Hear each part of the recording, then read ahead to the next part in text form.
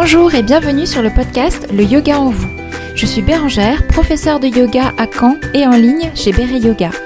Ici, je vous propose des réflexions et des conseils pratiques pour intégrer le yoga à votre vie quotidienne, mieux comprendre ses bienfaits et vous reconnecter à vous-même avec bienveillance. Bonne écoute! Bienvenue dans ce nouvel épisode. Il y a des jours où tout semble calme, et puis sans prévenir, une émotion surgit. Une remarque, un souvenir, un geste, et le cœur s'accélère, la gorge se serre, les pensées s'emballent. Les émotions font partie intégrante de notre vie. Elles colorent nos journées, elles influencent nos choix, elles façonnent notre manière d'être au monde. Mais elles peuvent aussi nous submerger, nous fatiguer, voire nous éloigner de nous-mêmes. Le yoga, dans sa dimension la plus profonde, ne cherche pas à supprimer les émotions. Il nous apprend à les reconnaître, à les accueillir et à les traverser sans nous y perdre. Dans cet épisode, on va explorer ensemble ce que sont réellement les émotions et comment elles fonctionnent dans le corps. On va voir aussi le rôle du yoga et de l'interoception pour les comprendre. Et enfin, on verra des outils concrets, respiration, posture et mudra pour les apaiser. Alors, tout d'abord, on va essayer de comprendre ce que sont les émotions. Le mot « émotion » vient du latin « emovere » qui signifie « mettre en mouvement ». Donc une émotion, c'est un mouvement intérieur, c'est une réaction à quelque chose que nous percevons à l'extérieur ou à l'intérieur de nous. Donc comment est-ce qu'elles arrivent, ces émotions ? Alors une émotion commence souvent par un stimulus, qu'il soit externe, comme un événement ou une interaction avec une autre personne, ou interne, comme une pensée ou un souvenir. Par exemple, une critique que tu reçois peut déclencher une émotion de tristesse ou de colère. Et ensuite, le cerveau analyse ce stimulus et lui donne une signification. Par exemple, si tu interprètes cette critique comme une attaque personnelle, cela peut amplifier tes émotions. Une fois l'émotion déclenchée, le corps réagit. Tu peux sentir ton cœur s'accélérer, tes muscles se contracter, ou une chaleur monter en toi, ou encore plein d'autres manifestations physiques. Ces réactions sont souvent automatiques et elles font partie du processus naturel d'expression de l'émotion. Et enfin, les émotions peuvent s'exprimer à travers des comportements ou des paroles. Par exemple, si tu es en colère, tu pourrais hausser la voix, ou tu peux te figer, ou parfois même ça peut être plus subtil. En tout cas, les émotions remplissent plusieurs rôles essentiels. D'abord, elles sont comme des signaux qui nous informent de nos besoins, de nos désirs ou de nos limites. Et en ça, elles nous aident à nous adapter à notre environnement. Et elles vont donc influencer nos actions et nos décisions. On va voir maintenant pourquoi le fait de comprendre nos émotions, c'est essentiel.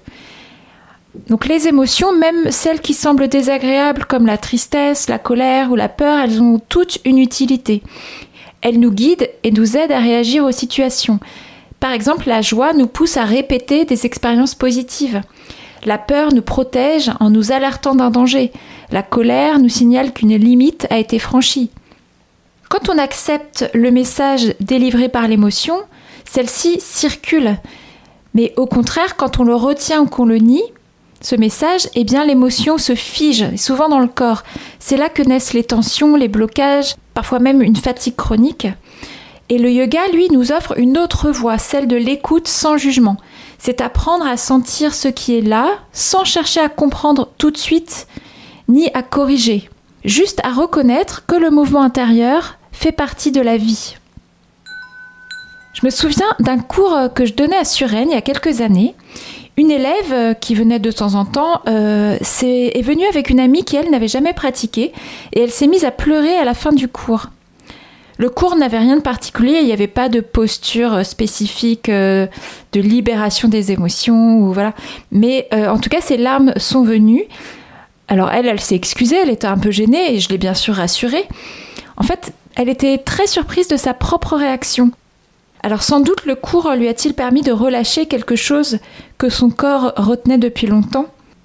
Parce que le yoga, il agit souvent là où les mots ne vont pas. En fait, souvent le corps réagit avant que la tête ne comprenne. Donc autrement dit, si tu veux apaiser une émotion, il faut commencer par le corps.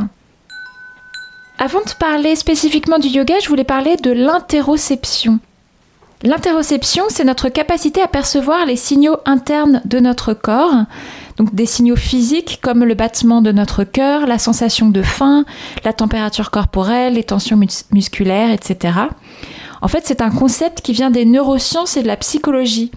Il a été exploré par des chercheurs comme Antonio Damasio, qui ont montré que les émotions sont étroitement liées aux signaux corporels.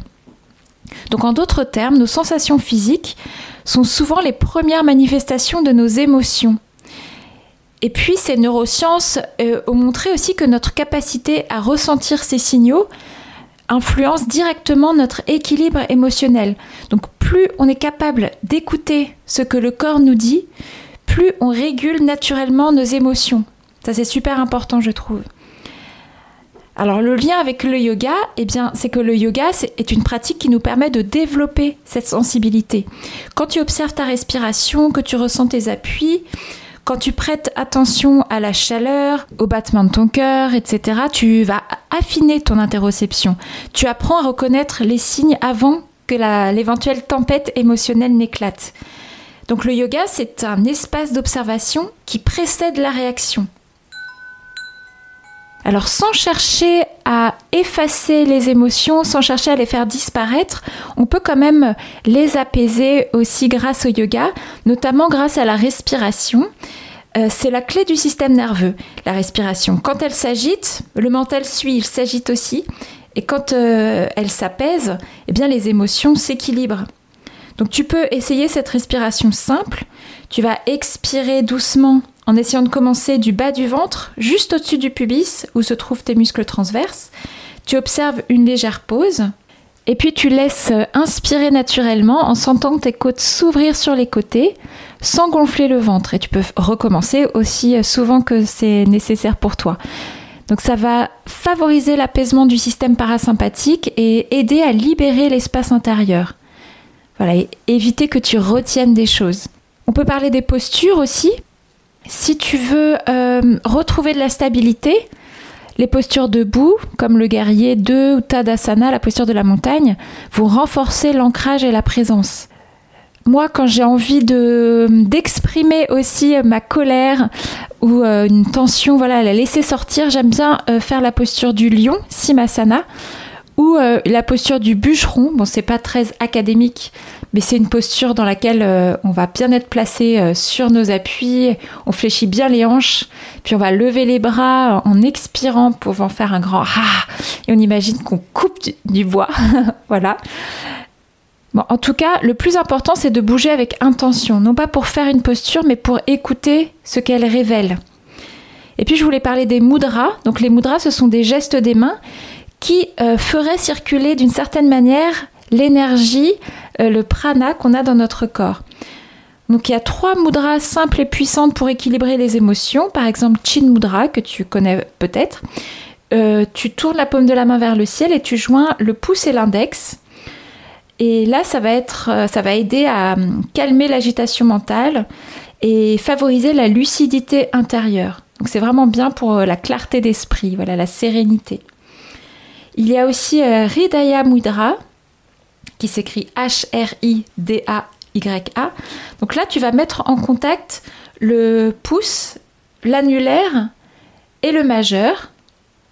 L'index, lui, est replié à la base du pouce et l'auriculaire est tendu. Donc ça va être bien aussi quand tu as besoin de laisser aller les émotions liées au cœur, comme la tristesse, le chagrin, la nostalgie. Ça va t'aider à relâcher ce qui pèse dans la poitrine. Et puis il y a aussi Prithvi Mudra. Donc là, c'est l'annulaire et le pouce en contact, les autres doigts tendus, donc les paumes de main tournées vers le ciel. Ça va t'aider à renforcer la stabilité, l'ancrage, le sentiment de sécurité. Particulièrement utile quand la peur ou l'incertitude prennent trop de place.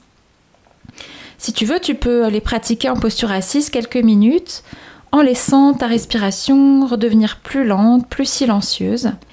Donc ce sont des gestes discrets mais qui vont vraiment t'aider au niveau de la régulation émotionnelle. Je te propose de terminer par une mini pratique guidée. Donc si tu peux prendre quelques instants pour t'asseoir, les pieds en contact avec le sol, les yeux fermés. Tu peux poser les mains sur tes cuisses, paume de main vers le ciel, Et tu choisis une mudra qui t'appelle aujourd'hui. Donc Chin Mudra si tu veux apaiser le mental, chercher la sérénité. Hridaya Mudra si ton cœur est lourd. Ou Prithvi Mudra si tu as besoin d'ancrage. Commence par expirer lentement du bas vers le haut. Et puis inspire en laissant tes côtes s'ouvrir. Observe ce que tu ressens. Pas besoin d'interpréter, juste reconnaître. Là, maintenant, voilà ce qui vit en moi.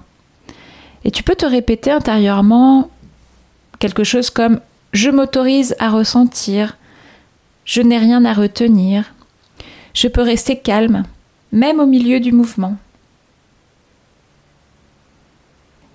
Et puis après une pause, tu pourras relâcher tes mains, revenir à une respiration naturelle, observer le silence après la pratique, et c'est souvent dans ce silence que naît la clarté. Donc en conclusion de cet épisode, j'aimerais te dire que les émotions ne sont pas des faiblesses, mais des messagères. Elles t'invitent à regarder en toi, à ajuster, à revenir à ton axe. Et le yoga t'apprend à ne plus réagir à tout ce qui te traverse, mais à accueillir, à écouter, à transformer, à faire la paix avec le mouvement intérieur plutôt que de lutter contre lui. Et peut-être que la prochaine fois qu'une émotion surgira, tu pourras simplement respirer. Si tu as envie, tu peux poser les mains dans une mudra et puis te rappeler que tout passe. Tu pourras te dire peut-être « Je peux rester présent, présente à ce que je ressens, sans m'y perdre ». Et c'est ça le véritable équilibre intérieur. Je te remercie beaucoup pour ton écoute. Si cela t'est possible, n'hésite pas à prendre quelques instants pour me laisser une note 5 étoiles ou un commentaire sur ta plateforme d'écoute. Vraiment, vraiment, ça m'aide énormément à faire connaître le podcast. Je te remercie beaucoup pour ton écoute et je te dis à très bientôt. Bonne journée!